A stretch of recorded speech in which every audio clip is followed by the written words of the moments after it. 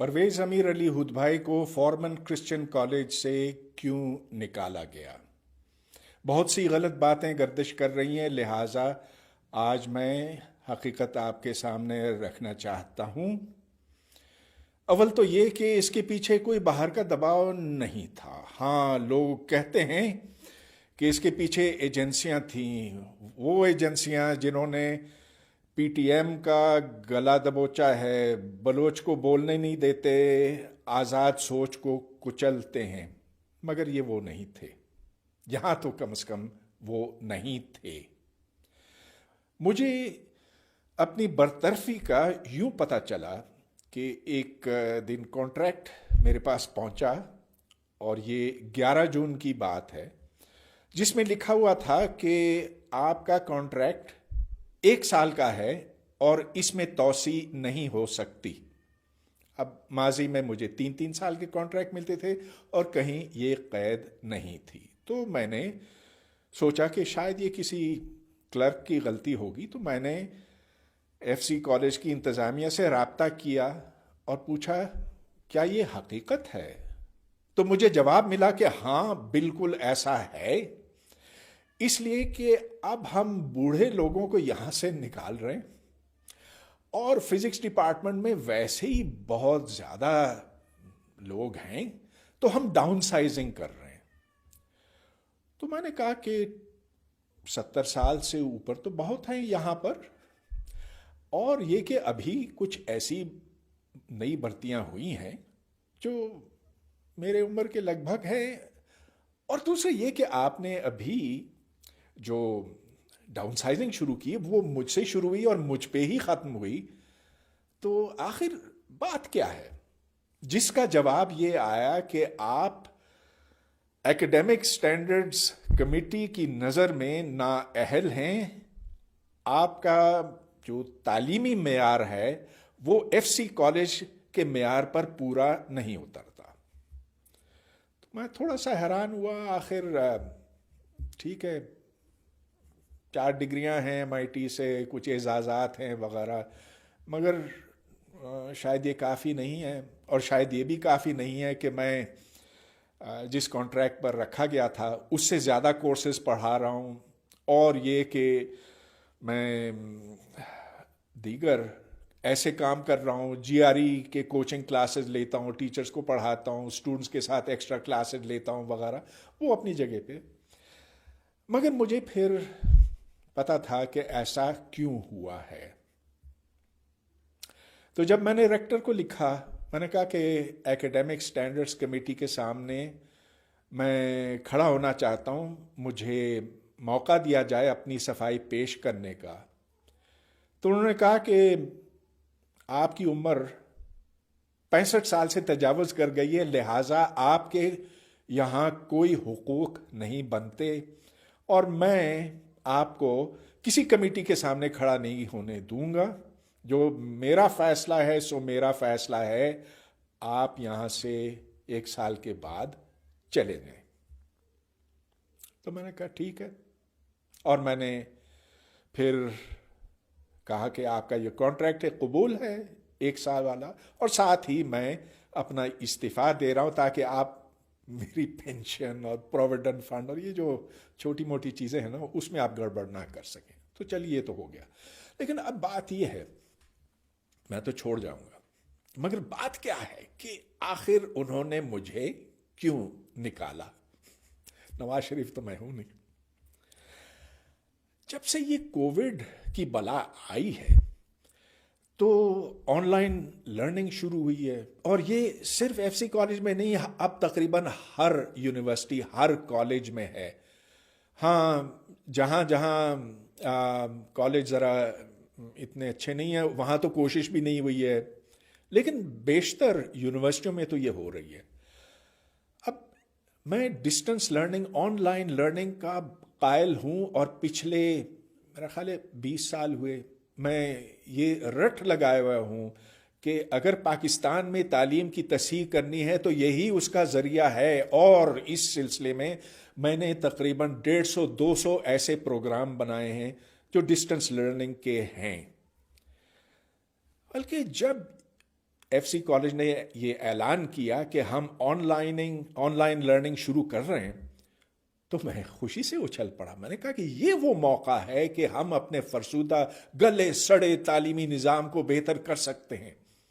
اور میں نے فوراً ریکٹر صاحب کو ایک ای میل ڈالی. میں نے کہا کہ اس یونیورسٹی اس کالج کے تعلیمی معیار کو بہتر کرنے کا ایک بڑا آسان طریقہ ہے کہ جو ٹیچر پڑھاتے ہیں ہفتے کے آخر میں ان سے کہا جائے کہ کسی ایک ذخیرے میں وہ جا کر جمع کرائیں تاکہ اور لوگ دیکھ سکیں کہ کلاس کے اندر ہوتا کیا ہے.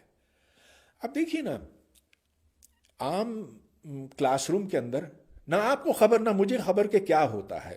ہاں, جب میں چیئرمین تھا قائد اعظم یونیورسٹی میں تو میں کبھی کبھی کسی ٹیچر کی کلاس میں جا کر بیٹھ جاتا تھا اور پھر سر پکڑ کر واپس آتا. تو چلیے, میں نے سوچا کہ اب یہ موقع ہے کہ کیمرہ کے ذریعے سے ہم دیکھ سکیں, انتظامیہ دیکھ سکے اور دنیا دیکھ سکے. اور دنیا سے میرا مطلب ہے کہ جس کے پاس انٹرنیٹ تک رسائی ہو. تو میں نے پھر ریکٹر صاحب سے یہ کہا کہ آپ ایک ایسا ذخیرہ قائم کریں ایف سی کالج کے اندر جہاں سارے ٹیچرز اپنا ہفتے کا کام جمع کرائیں اور ہر ایک کی رسائی ہو اس تک. انہوں نے بات نہیں مانی. چلیے, بڑے آدمی ہیں, نہیں مانی تو کیا. مگر پھر جب یہ سلسلہ شروع ہوا آن لائن لرننگ کا تو اسٹوڈنٹس نے مجھ سے رابطہ کیا. انہوں نے کہا کہ ہمیں جو مواد دیا جا رہا ہے, جو ٹیچنگ ماڈیولز پہنچائے جا رہے ہیں بذریعہ ای میل یا زوم یا جو بھی ہے, وہ تو ہماری کچھ سمجھ میں ہی نہیں آتا. تو میں نے کہا کہ ٹھیک ہے, مجھے نمونہ بھیجو تاکہ میں بھی دیکھوں. اور جب دیکھا تو کیا کہوں کہ کس قدر دکھ ہوا کہ جو انشنٹ خرافات بطور لیکچر کے ان کو پہنچایا جا رہا ہے. وہ اتنی بڑی فیس دیتے ہیں, وہ جاتے ہیں کسی یونیورسٹی میں پڑھنے لکھنے کے لیے اور ان کو یہ دیا جاتا. شرم کرو, شرم کرو, ایسے ٹیچرز شرم کرو. تو میں نے پھر ریکٹر صاحب کو لکھا. میں نے کہا دیکھیے, میرے پاس جو مواد پہنچا ہے اس میں ایسی چیزیں ہیں جو آج سے 40 سال پہلے ہاتھ سے لکھی ہوئی تھی, ہاتھ کے لکھے ہوئے نوٹس تھے. ایک کے اوپر تو سن 1976 لکھا ہے, 1976. کیا میں آپ کو یہ بھیج سکتا ہوں؟ بھیجنے کے لیے یہ ضروری ہے کہ یہ بڑی فائل ہے, میں اس کو اٹیچمنٹ کے طور پر نہیں بھیج سکتا ہوں. کیا میں اس کو آپ کو وی ٹرانسفر یا کوئی اور ذریعے سے بھیج سکتا ہوں؟ کوئی جواب نہیں. تو پھر میں نے اخبار میں ڈان میں کبھی کبھی لکھتا ہوں, تو میں نے بھیج دیا ایک مضمون جس میں میں نے کہا کہ یہ موقع ہے ایچ ای سی کے لیے کہ وہ کلاس روم میں جا کر دیکھ سکیں کہ وہاں پاکستان کی یونیورسٹیوں میں, پاکستان کے کالجوں میں کیا پڑھایا جا رہا ہے. کیا فزکس, کیا کیمسٹری, کیا بایولوجی, کیا اکنامکس. ایک نظر تو ہماری اس پر پڑ سکے نا. اب تو ٹیکنالوجی نے ہمیں یہ ایک اتنا بڑا تحفہ عطا کیا. تو میں نے لکھ دیا, اور یہ بھی ایسے نوٹس دیے جا رہے ہیں.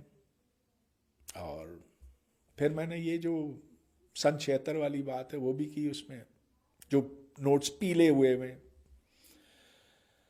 تو پھر کیا ہوا کہ یکا یک آسماں ہم سے دشمن ہو گیا. بے سبب ہوا دشمن آسماں اپنا. بے سبب بھی اتنا نہیں, لیکن ہو گیا. تو اس کے بعد پھر چھٹی کرا دی, اور ٹھیک ہے میں چلا جاتا ہوں, کوئی بات نہیں. لیکن میں آپ کو یہ بتانا چاہتا ہوں کہ اس کے پیچھے کوئی خلائی مخلوق نہیں ہے. اس کے پیچھے چھوٹے موٹے لوگ ہیں, اور ایسے چھوٹے موٹے لوگ تو ہر جگہ ہیں نا پاکستان میں. یہ وہ لوگ ہیں جنہوں نے تعلیم کو, علم کو یہاں پنپنے نہیں دیا, اسی لیے آج ہم اتنے پسماندہ ہیں، اسی لیے آج پاکستان دنیا کے پسماندہ ترین ملکوں میں شمار ہوتا ہے. اسی لیے یہ جو پی آئی اے کے جہاز کریش ہوتے ہیں، اسٹیل مل برباد ہے، یہاں جو ادارہ بناتے ہیں اس کے اندر نالائق نااہل نکٹھو لوگ بھرتی ہوتے ہیں، اس لیے کہ ہم چیٹنگ کرتے ہیں، اس لیے کہ ہم ٹانگ کھینچتے ہیں، اس لیے کہ ہم قابلیت کو نہیں دیکھتے، اس لیے کہ دوستی یاری میں سارے کام یہاں ہوتے ہیں. قبائلیت آ جاتی ہے، مذہب آ جاتا ہے، فرقہ آ جاتا ہے، ہر چیز آ جاتی ہے سوائے قابلیت کے. تو بس اتنی سی بات ہے. میرا تو کوئی ایسا بڑا نقصان تو نہیں ہوا. میں ٹھیک ہے، میرے پاس 100 کام اور ہیں، وہ کروں گا. نہ ملے تنخواہ کوئی بات نہیں. اب 70 سال کی عمر میں کیا بچانا ہے، کس کے لیے بچانا.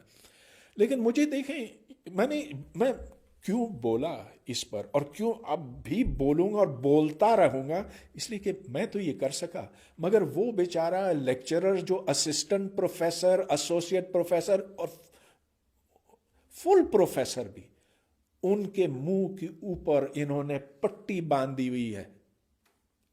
صرف ایف سی کالج میں نہیں، پورے پاکستان میں. تو اٹھ کھڑے ہو.